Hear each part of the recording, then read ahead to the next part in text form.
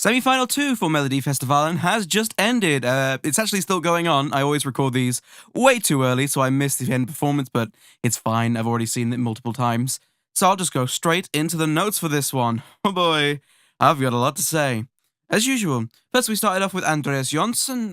It feels like he really likes to perform in a band. It was very, very clear that he likes to perform in a band from all of the previous clips and from this year. I don't think this song really suited him having a band on stage. I feel like it was very much a solo song because of how it sounds and the instrumentation, the way that it has a little bit of an EDM style to it. I feel like it didn't really need the band. The Heart, which I kept a look on, kept glancing at every now and again, took till halfway through the first chorus to actually fully beat at full pace, which I thought was a worry at the time, because often those ones either end up very low on the Andra chansen or goes out. There was consistent young voting for this one, which I was actually surprised by, but I guess the genre and the style of the song really sold it for them. Kind of did for me, but not fully. It's still not in my top 5, that's for sure. There were some few moments that didn't sound perfect, but the backing kind of helped him out a bit, helped support his voice, so overall it was pretty good, I'd say. And then the costumes for the band, just to add on to the staging, it felt a little bit all over the place, didn't it? I feel like some of the costumes and some of the stylings for these people didn't really suit at all. That's all in the past now. Let's move on to the next song. That was Malu Pritz. She brings energy to that song. She brings energy straight off, just like the song does, and I expected her to do that, and I'm glad she actually was able to do it. The staging for me was a little bit too secluded. Obviously, it was all very set and in this one scene area, but you can see it was over to 1/3 of the stage, and therefore 2/3 of the stage was just left open for anything. I mean, in the end, as we all know, it actually paid off for her. But I just felt in the moment it felt a little bit too secluded and not big enough for a Melodifestivalen stage, so that also brings on worries for Eurovision. Yet again, young voters, but this time unsurprisingly, she's 15 after all, and amazing what she can do on stage just at 15 years old. She had some shaky vocals when moving, when dancing, as expected. I don't want to be too harsh on that because I mean, good luck trying to make me do that. I run up some stairs and I'm breathless. But she has a powerful voice and she has a powerful attack in the bridge, I thought, and that really did catch my attention again, which is, necessary in the bridge because then that's when people start dying off in interest. She needs to work on the clarity of her English for me. That's definitely something she needs to bring into her next performance. She needs to work on trying to pronounce those English words right. No, she pronounced them right, but she needs to pronounce them more clearly because it kind of just blended into one in the end. And for the Heart, again, when I mentioned the young voters, it kept beating fast until the end. I thought that was very promising. And it turned out I was right. It was very, very promising for her, but I'll get to that later on. And then we get to Oscar Enestad. The lighting and staging, very Ingrosso-esque. We all thought that and we all knew that, but we kind of just accepted it and moved on. It might have hindered his chances a little bit because it was a little bit samey from last year, but they kind of did their own little change to it and added a little bit more. It was a little bit static for me. I felt like he could have done a little bit more somewhere. He could have just not stayed in the box.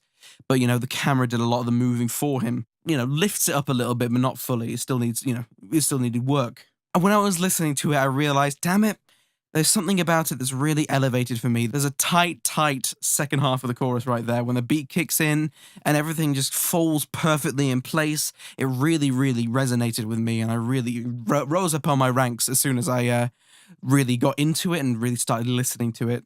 There was definitely a seizure moment in the bridge moment where there's no singing, just constant movement of lights and constant seizure-prone situations.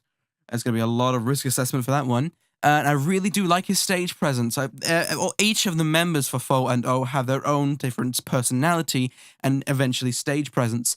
This one for Oscar is very much a romantic type with a little bit of confidence in him, a little bit of charm, a little bit of, I don't know, I want to say sass, but it's not quite sass.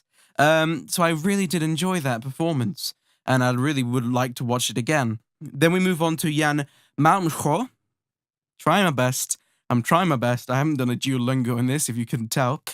There's definitely a Godfather look with his suit. I mean, he could just click his fingers and then order someone dead, probably, just from his bench. There were some mic issues at the beginning. It kept on cutting out. I don't know why that was happening. It was perfectly fine and then just went a bit wavery. I don't know if they were just trying to still do the balance with the backing singers or bring one down the backing singers. Nothing to worry about.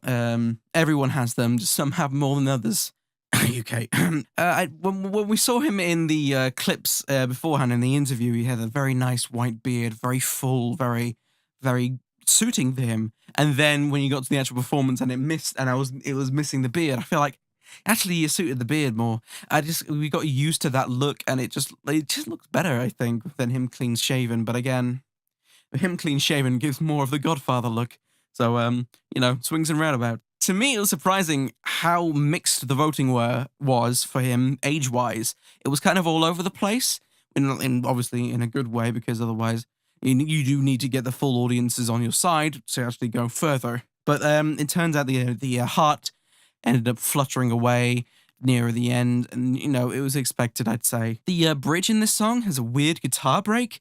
Like, if any other instrument could have put in there, I wouldn't have thought an electric guitar break would have been suited for this type of song. For the end of the song, it was mainly the backing singers, but you can still hear his talk singing going through, as well as him forgetting the lyrics.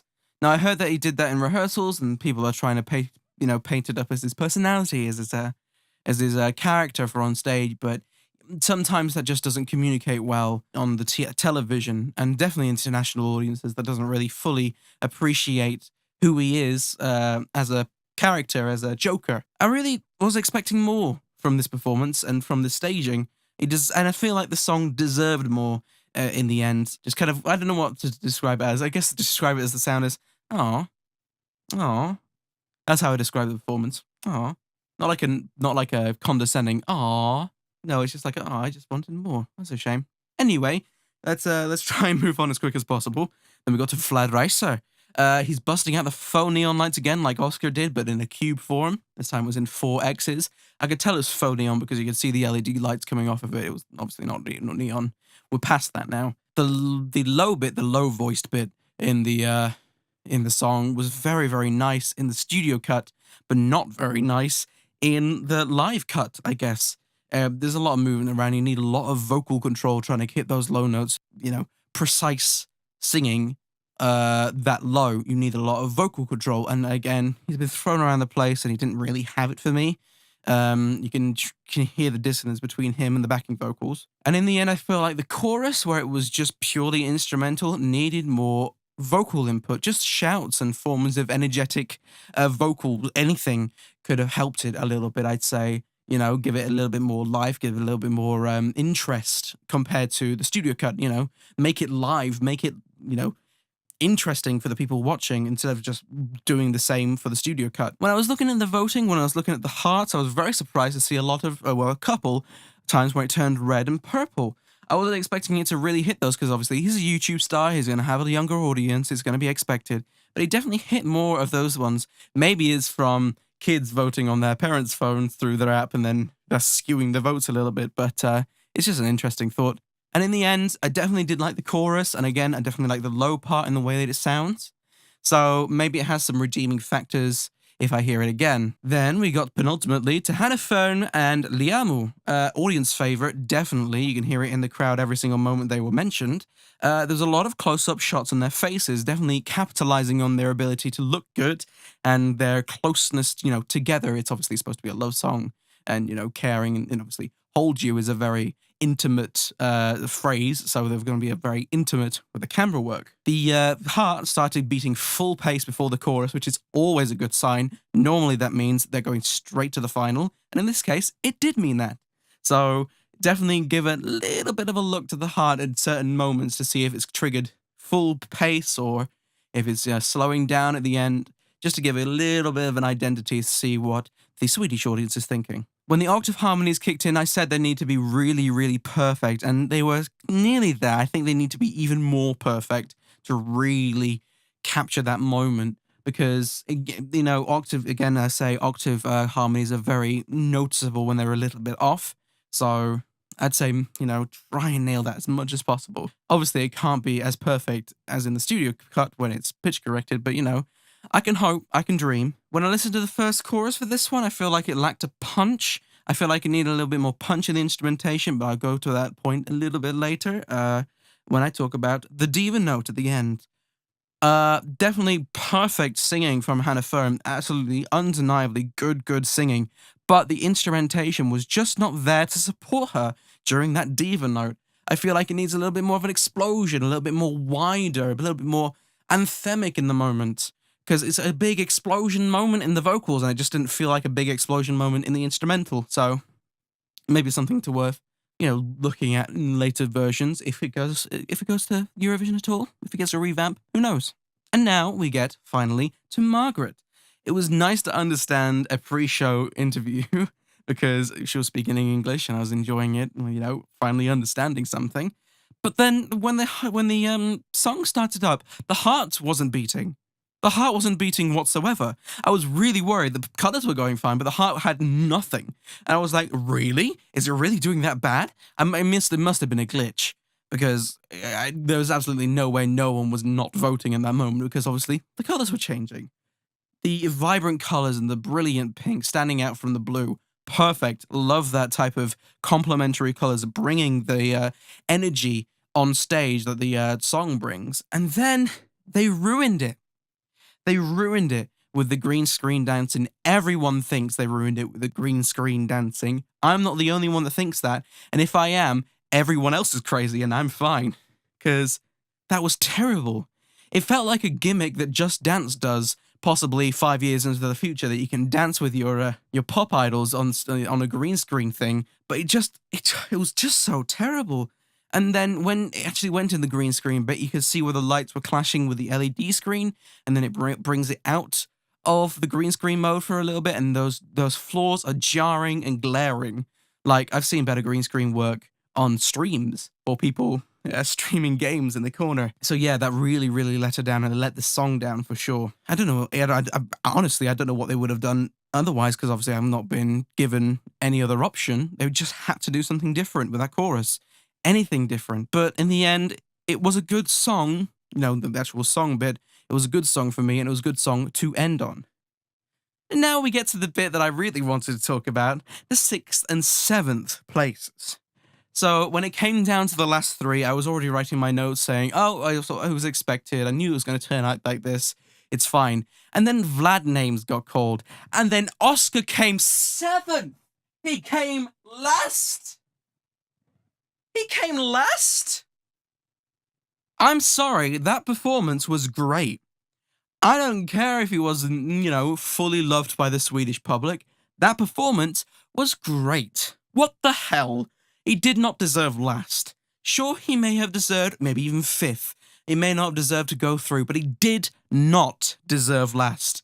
Outright. I'm sorry, that's just the case. So, now we actually get to the actual results. Director final, as sure as you know, is Manu Pritz and Hannah Firmin Liamu. We all expected the second one, but the first one I really didn't expect, and she really, really looked grateful. Like, the whole team really looked grateful. Everyone thought it was going to be, a typical Andra Chansen song that goes through, has to battle it out with someone. But I'm surprised it actually got through to the director final, but when I looked to her and looked at her expression and happiness and genuine joy in the moment, I felt really good for her. So I'm kind of okay with that. I'll let that pass. I'll let that slide. Because I'll get into this later, but this entire semi-final, it's all over the place. And so when we get to Andra Chansen, we get Vlad Reiser and Andreas Jonsson. The first note I put on this was, fine, I don't mind Vlad going through as long as it's not Andreas. And then Andreas got through, so I haven't got many notes for this part. That's all I got. So then Margaret came 5th, and that obviously her staging let her down and made her come 5th. And I'm really disappointed by that. Obviously not by her. She did as well as she could in the moment. Final thoughts. The ranking for this is all over the place. It's surprising that the most middling semi-final yet, even though it's been 2, the most middling out of the 2 has brought the most drama. It's incredible what this entire competition can bring. And everyone's going to be like analyzing every single moment about how this turned out like that and how this person came last. I'm going to need a couple of hours after I upload this video to properly recover myself and understand what just happened. But that was definitely a fun one. I'm sure you thought it was a fun one too. I'm going to see a lot of opinionated opinions all around. Opinionated opinions. I'll see a lot of opinions going left, right, and center all over the place, including this one, because this one is also an opinion. Thank you very much for watching my opinion. Thank you very much for listening to my opinion. I hope you liked my opinion. And please stick around to listen to more of my opinions on various different nations. Thank you very much for sticking around, and I hope you enjoy the evening. I'll catch you later. See ya.